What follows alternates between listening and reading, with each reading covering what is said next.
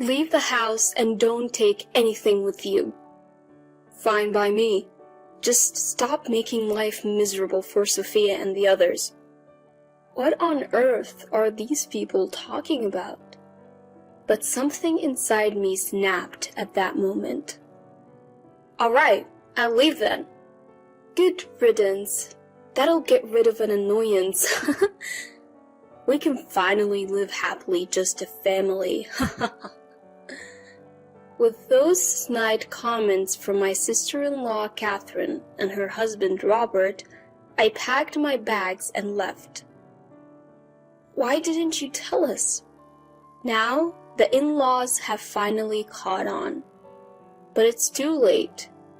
Let them suffer. Serves them right. My name is Anna, a 32-year-old office worker. I married my husband Ken 3 years ago. I met Ken through work. He would often come to my workplace for business, and I was drawn to his hard-working attitude.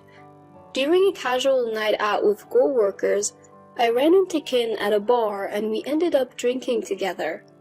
As the evening went on, we found ourselves sitting next to each other and engaged in various conversations.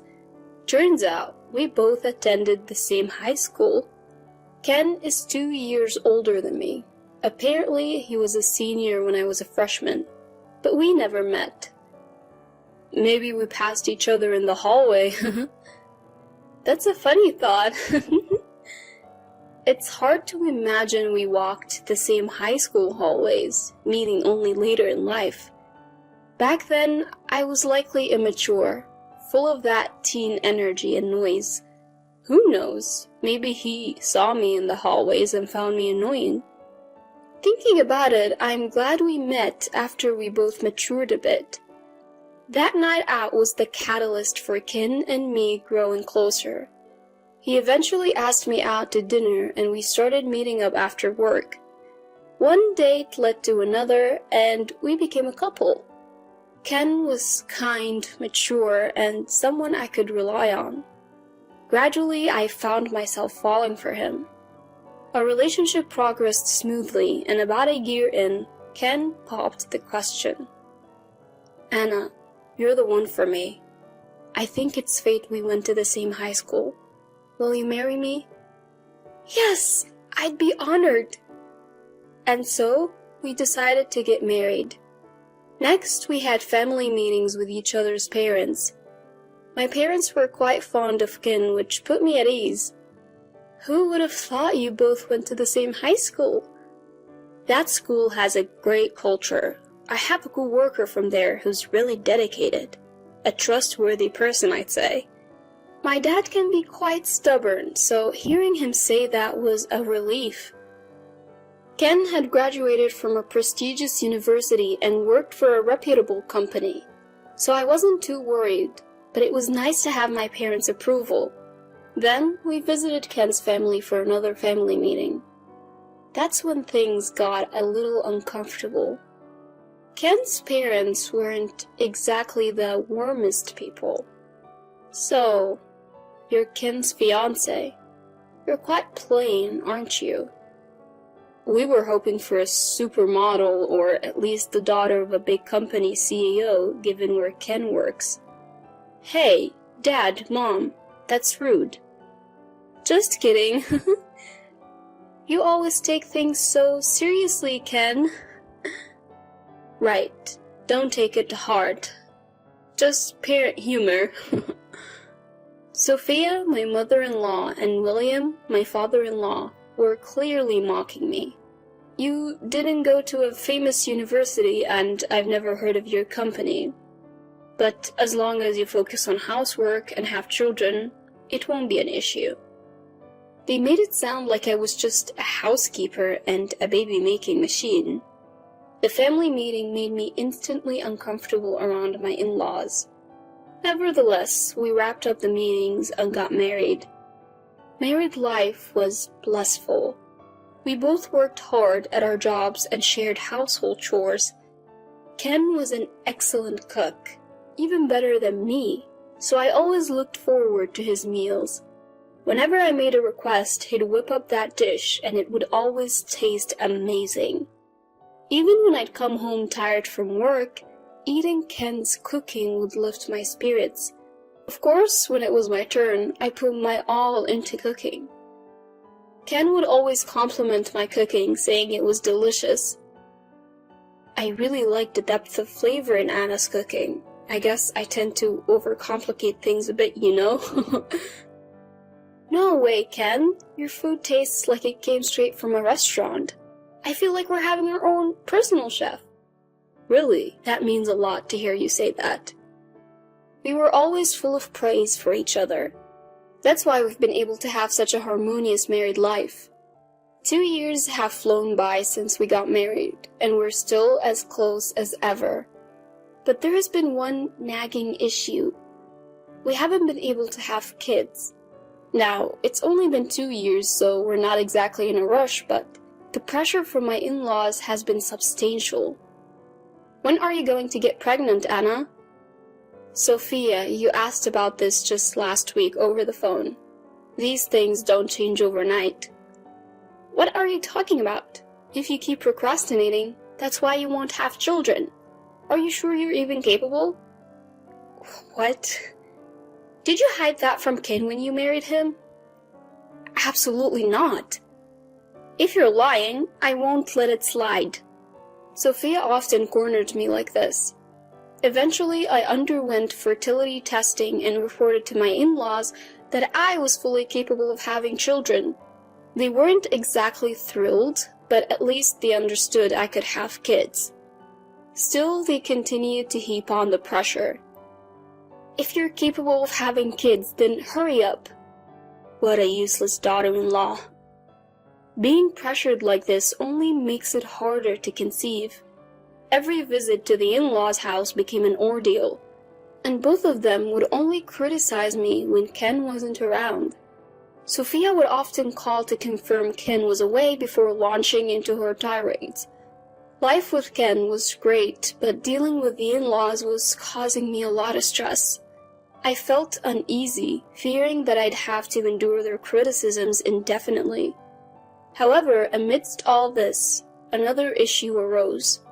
William, Ken's father, became frail and needed nursing care. And, of course, the in-laws expected us to move in with them.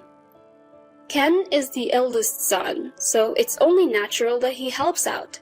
Since you can't have kids, the least you can do is be useful. They continued to press us like this, and Ken, unaware of the emotional toll his parents were taking on me, broached the subject of us moving together. Mom seems to be struggling a lot. I really want to help out if I can. What do you think? I was really torn. Living together would likely be hard. My in-laws have been giving me a hard time behind Ken's back. If I outright say no, Ken would be shocked. So I decided to lay down some conditions. Okay, I get that Sophia and the family are having a hard time. Can I add some conditions of my own? Sure, go ahead. I'm the one asking for a favor after all. Thanks. First off, I won't be taking care of William. Normally, that should fall on Sophia or their actual son, you, Ken. Also, I want to continue working. If you can agree to these 2 conditions, then we can live together. As I said this, Ken looked at me seriously. He might be disappointed. Maybe he'll say it's a problem if I'm not willing to cooperate with his parents. But Ken looked me in the eye and said, "All right, I accept your conditions. I'll make sure not to put any burden on you." Facing Ken, who looked at me straight on, I decided to trust him. And so we moved into my in-laws' house to begin our life together. They seemed to think they could boss me around as Sophia quickly started issuing orders. "Anna, please take care of William. And also, could you clean the shower and handle all the cooking?" Sophia said this as if it were a given, but I trusted Ken, so I stood my ground. I won't be doing any nursing care for William. That's not my role. I'll help out with household chores as much as I can, but not to the extent that it interferes with my job. So don't pile everything on me." Hearing this, Sophia's eyes widened in anger. "What? What are you saying, Anna? If you won't do it, then who will? That would be the job of you, Sophia, or Ken." "What are you talking about? There's no way I'll let Ken do it. You should do it." Sophia yelled at me, and during dinner she said, "It seems Anna doesn't care about us at all. She doesn't even want to help with William's nursing care. All I asked for was a little help in tough times." Sophia tried to make it seem like I was the one at fault. She probably thought Ken would scold me, but Ken said, "Well, those were the conditions for living together." "Huh?" My in-laws were surprised. Ken continued unfazed. "When we agreed to live together, Anna and I made a promise. She won't assist with any nursing care and she will continue to work." "What? You can't be serious?" The in-laws were speechless. Stunned by how things had unfolded, inside I struck a mental victory pose. I regretted not talking to Ken about the harassment from the in-laws sooner. From that moment on, they couldn't boss me around anymore, and they seemed frustrated. For the most part, I lived peacefully without any unreasonable demands. Of course, I still helped with chores and contributed money to the household through Ken. I thought the in-laws would resent me if I gave the money directly. Then William's health started to decline and he needed to be hospitalized. The doctors said the treatment and hospital fees would be quite expensive. Sophia was really stressed about it. "I am on a fixed income now. Why does this have to cost so much?" Ken had reduced his work hours to help care for his dad, so our income had decreased too. Seeing Sophia struggle, I decided to help out financially. I told Ken, "Give this to Sophia and say it's from you," offering to cover William's monthly medical bills. Ken initially refused, but he really cares for his parents, so I insisted. "Don't be shy, we're married after all," I said. Ken replied, "Thank you, this really helps." Grateful for my support. We continued our lives together while William underwent treatment. Then one day, an unexpected visitor arrived. Catherine, my sister-in-law. "So, Dad's in the hospital? Tough break. But that means there's an empty room here, right? So we can move in, can't we?" Catherine had barely set foot in the house before she dropped this bombshell. We'd only met her a few times, like at our wedding and hers and at family events. Since we moved into the in-laws' house, she'd never visited. So her sudden appearance and proposition caught me off guard. It seems she wants to live here. Honestly, I'd prefer if she and her husband moved in and we moved out. But Sophia declined, saying, "Ken's here now, and Dad might come back, so it's not possible." Catherine seemed to have expected this and quickly backed down, saying, "Yeah, figures." However, she did make it clear that she was ready to move in any time. From that point on, Catherine started visiting the in-laws' house more frequently. "Today, I made dinner inspired by what Mom taught me. What do you think?" Catherine had been frequently cozying up to Sophia. It seemed like she was eager to replace us in our joint living arrangement. I had an inkling that something was off about Catherine. Could she be hiding something? Around that time, an unexpected event occurred. Ken got into a car accident on his way home from work and passed away. I rushed to the hospital, but it was too late. I was devastated. To lose my beloved partner so soon. I had wanted to make so many more memories with Ken. The in-laws were also grieving over the sudden news of Ken's death. Even after the funeral, I couldn't come to terms with Ken being gone and felt really down. My boss gave me an extended leave, hoping I would recover soon.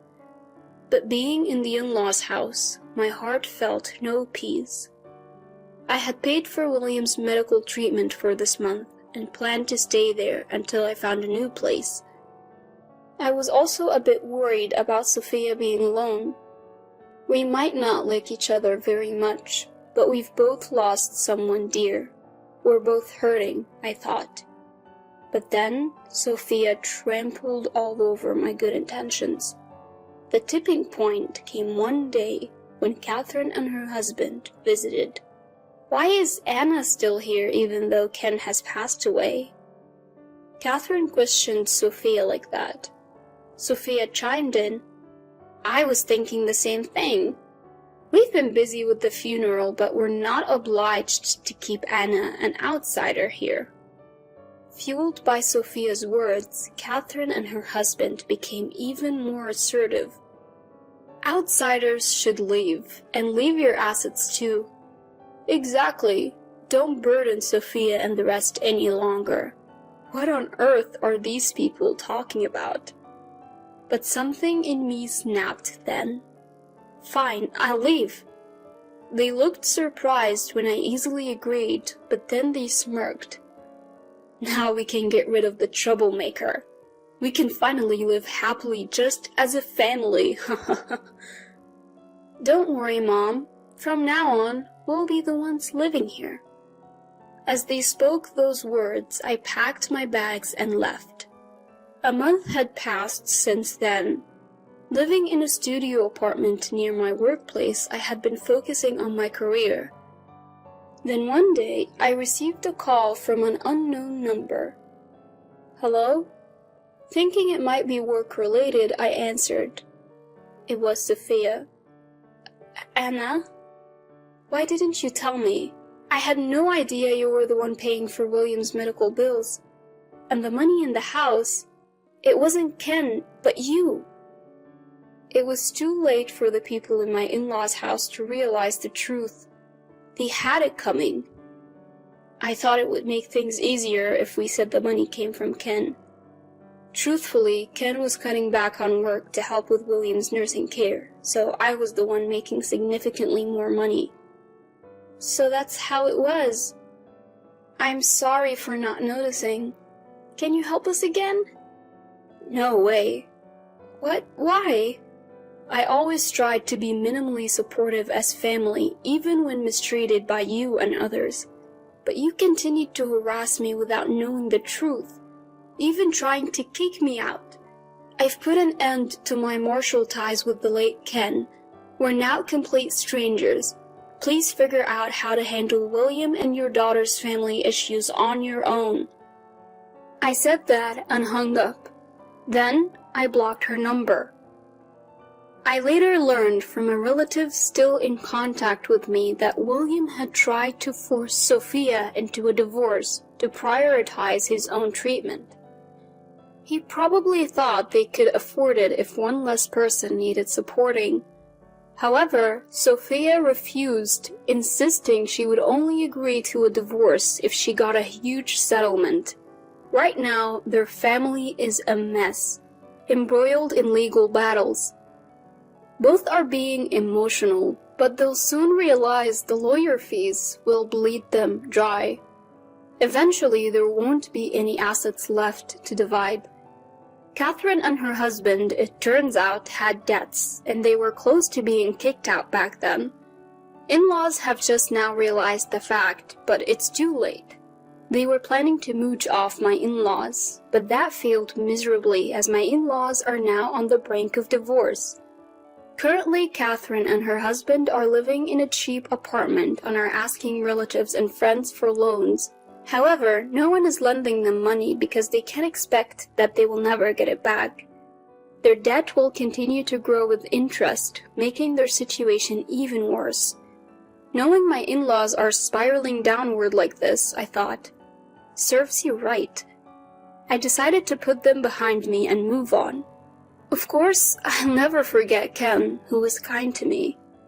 I plan to live my life to the fullest so that someday we'll have a lot to talk about in heaven.